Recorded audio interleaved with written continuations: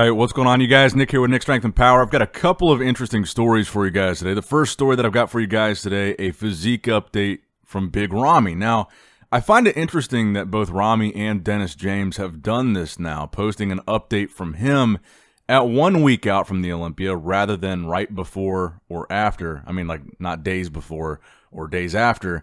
But they keep showing at 1 week out how big Ramy looked. Now, in Dennis James's post, he said that at 1 week out, Ramy was 100% on point and that he had no concerns at all about Ramy potentially coming in off. Now, in Ramy's post, all he says was December 9th, 1 week before the Olympia, so this was actually a couple days before Dennis James's post.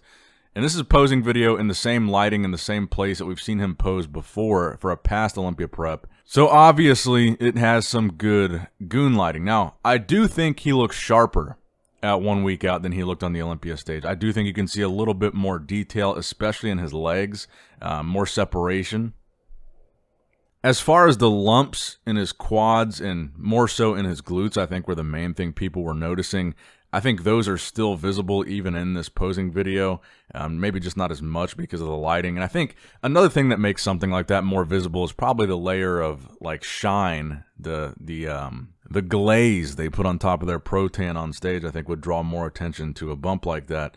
But you can still see that in this video. And the problems that people keep pointing out with Ramy's back is still visible here. I think you can still see when he hits the back poses, he's got some wrinkles in his lower back. Again, you can still see the issue with his glutes. A lot of people are talking about how they feel like, you know, Ramy has always had this issue where his mid to lower lats in his kind of Christmas tree area never really looks fully filled in. And people are pointing out that this year they think that that space has moved up his back. So like the space where there's less muscle has almost like a receding hairline worked its way up his back, and people are speculating injury, people are speculating nerve damage.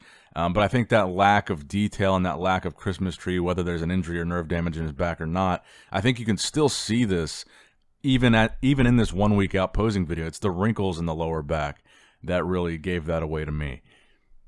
And I was hoping that with this update, Ramy would confirm or deny his injury, because we've only heard from his friend, Sam Samoy, that he did have an injury, and it was a shoulder injury. And again, we don't know the severity or the timing of that. And to me, that made a lot of sense, because I feel like a lot of people, one of the poses they were criticizing was Ramy's side tricep pose and saying that he lacked triceps. I think that like what his friend was saying is because of this injury, it made it harder for him to hit the poses. And you could tell during certain poses he was struggling to fully complete that pose. And I think if he did have a shoulder injury, the side tricep would be a pose that it would either be painful or uncomfortable or just not fully feasible to complete that pose if he did have an injury in his shoulder. And again, we see these Band-Aids all over his arm. I don't know what that is. I'm just going to assume it's just like he cut himself while he was shaving or something like that. I think his midsection looks tighter in this video, but I still feel like it looks a little bit off compared to how it usually looks. You can still see some loose skin there when he's doing like the front lat spread and stuff. And I'm still just wondering what exactly is going on, because Dennis James implied that everything was fine and something must have happened at the last minute, and that Chad and Ramy might know what that was, which I felt like was a pretty strong implication by Dennis James. And again, I know that a lot of people are blaming Dennis James for Ramy looking the way he looked and for Ramy losing the title. But again, Dennis James is not the coach of Big Ramy. He's just his friend. He's kind of a mentor, training partner, and he's letting Ramy stay with him to finish out the duration of his prep. He's not Ramy's coach. He's not Ramy's prep guru. So he's not responsible for how Ramy looked or didn't look on stage. So Dennis put up his post. Ramy put up this post. Neither one of them gives the explanation, if there is one, for what went wrong or what happened, if there's an injury or some kind of protocol that went wrong or the timing of something. And Chad Nichols is his coach, and I haven't seen Chad actually post anything since the Olympia. And I think he's really the last person that we're waiting to hear from to confirm whether or not Ramy did suffer an injury. Now, next up in the news, we got a stage shot from Iain Valliere, but the caption was the part of this that I thought was newsworthy because he gives props to Michael Krizo. And you guys might remember going into this show, there was a lot of back and forth between Iain Valliere and Michael Krizo. a lot of what Iain was saying did have some truth to it, because Iain was saying, well, this guy is getting all this hype. He's being compared to Big Ramy. He's being talked about as a top 6 guy, and this is only his first Olympia ever. He's only won one pro show in the IFBB. Is this hype justified? And in the end, Iain Valliere did wind up placing ahead of Krizo. I think just one placing ahead. They were in most of the same callouts, so very comparable physiques. And Iain Valliere had this to say. He said, "A duel you all wanted to see. I'm sure that we both hope to be placing higher, and also I'm sure that this one is one time of many we will face off in years to come. But one thing that can't be denied, and that's one big-ass dude," and then he tags Michael Krizo. So I thought that was a pretty mature post from Iain Valliere. Michael Krizo did like the post, but I didn't see him respond at all in the comments. So it should be interesting, because I do think they have very comparable physiques. They're at a pretty comparable level. I think Iain was slightly more conditioned than Krizo, and that's why he ended up ahead of him. I think Krizo, to me, it looked like Krizo really faded as the show went on. But like Iain said, I don't think Krizo disappointed from the size standpoint. I think that was one of the things that really drew us to Krizo, was this guy is massive, and I think he was massive on the Olympia stage. I don't think he looked small next to these guys. I think the main issue with him was still conditioning, and posing maybe secondary to that, at least this time around. I think his posing was definitely improved from Prague, but still, I don't think where it needs to be. I still don't think he was holding his poses long enough, especially even during his individual routine. I didn't see him or notice him struggle as much as he did at Prague. He wasn't sweating profusely. He wasn't shaking too bad. But I think that's something he does need to work on still if he wants to place higher at the Olympia. Now, next up in the news, I wanted to speak on this lower back phenomenon, as Barry DeMay calls it. So Barry DeMay has been posting a couple side-by-sides of modern bodybuilders' backs versus classic bodybuilders' backs. In this particular picture that got a lot of attention, Dorian Yates versus Hadi Choopan. Now, it is an interesting comparison, but I don't think it's a fair one. I think the picture of Hadi Choopan is very bad quality, very low resolution, and I think it has a lot to do with the lighting on the stage. I think they still had, I will give the Olympia credit, I think they did a lot better this year than they did last year.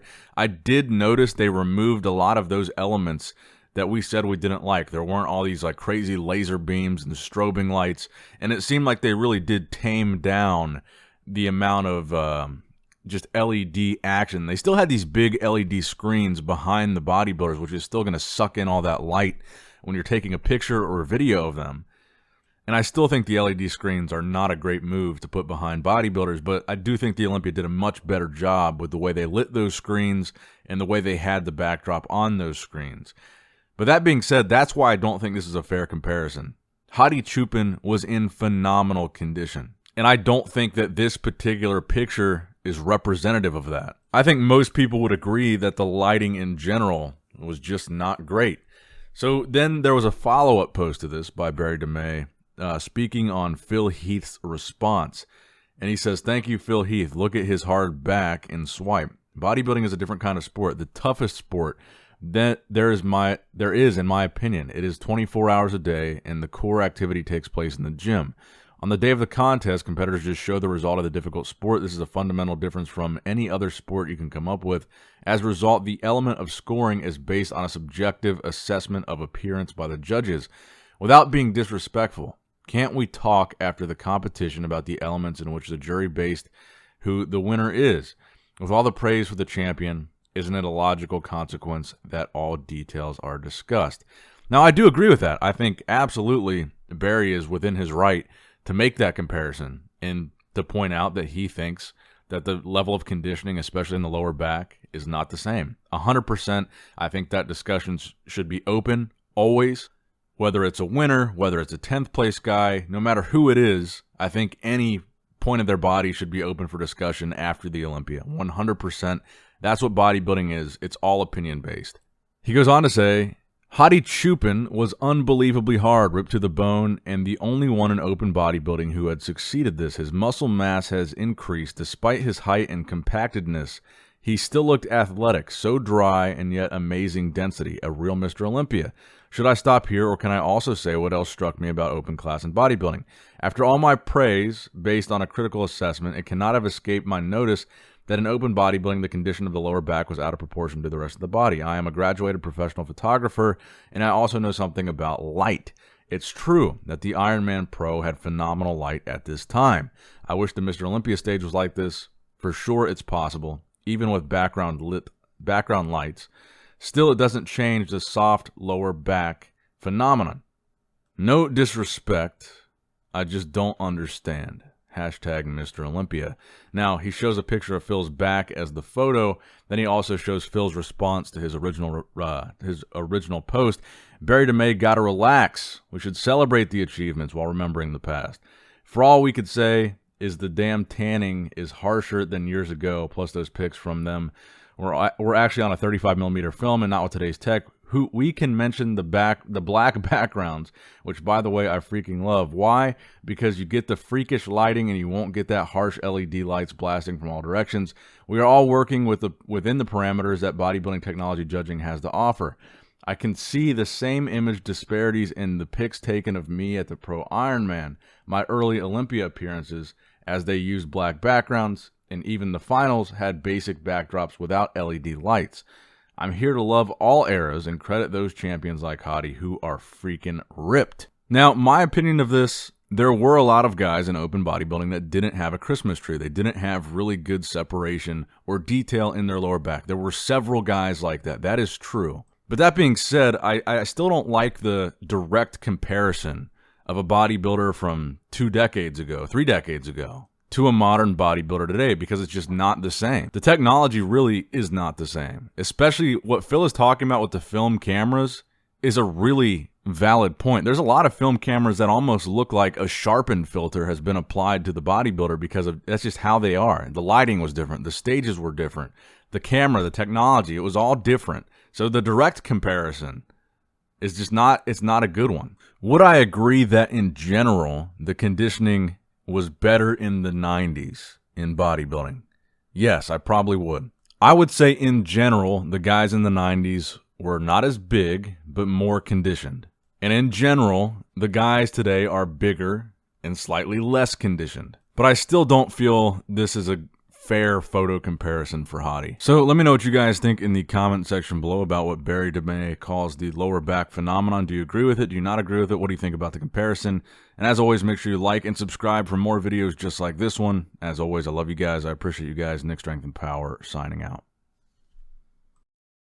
All right, guys, don't forget to click that like button and subscribe to this channel if you enjoy the content. Also, check out my Instagram at Nick Strength Power. My Facebook page, which is simply Nick Strength and Power. My secondary YouTube channel, Nick Strength and Vlogs, for vlogs and bonus content that you will not see on this channel. And consider subscribing to my third YouTube channel, Nick Strength and Pokemon, which is all things Pokemon and trading card games, completely unrelated to this channel. So if you're into that, give that one a look.